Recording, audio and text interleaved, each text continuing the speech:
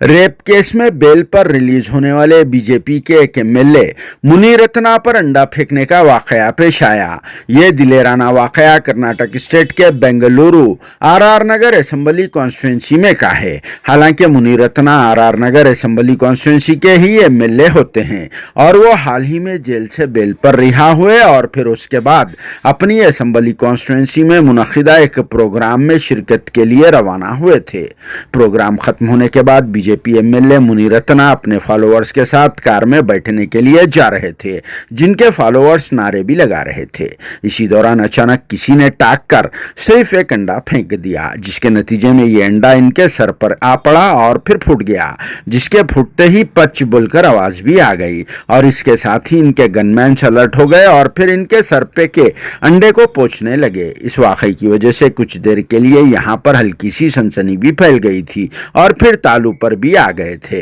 लेकिन स्पॉट पर कोई भी नहीं मिला। बाद में एमएलए मुनीरत्ना को गनमैन्स और बीजेपी के लीडर्स व वर्कर्स मजीद इम्कानी हमले के डर से अपने घेरे में लेकर कार में बिठाकर रवाना कर दिए। दूसरी तरफ पुलिस ने इस सिलसिले में एक केस बुक करके तीनों लोगों को अपनी कस्टडी में ले लिया, जिस पर एमएलए मुनीरत्ना ने कहा कि इन्हें जान से मार देने की प्लानिंग की जा रही है, जिन्होंने कांग्रेस पार्टी और कर्नाटक स्टेट के deputy chief minister DK Shiv Kumar पर इल्जाम आयद किया है कि वो लोग इन्हें जान से मार देने की प्लानिंग कर रहे हैं। जिसके बाद अब सवाल ये पैदा होता है कि क्या अंडा फेंकने से किसी की भी जान जा सकती है? और फिर वैसे भी बीजेपी एमएलए मुनीरत्ना और दूसरे लीडर्स व वर्कर्स पर राजा राजेश्वरी नगर से ताल्लुक रखने वाली 40 साल एक लेडी सोशल वर्कर व बीजेपी की एक्टिव वर्कर ने उसका रेप करने का इल्जाम आयद करके केस बुक करवाया था। इसी मामले में बीजेपी एमएलए जेल में रहकर बेल पर रिहा हुए हैं, जिस पर आप सबका क्या कहना है कमेंट बॉक्स में जरूर जवाब देना।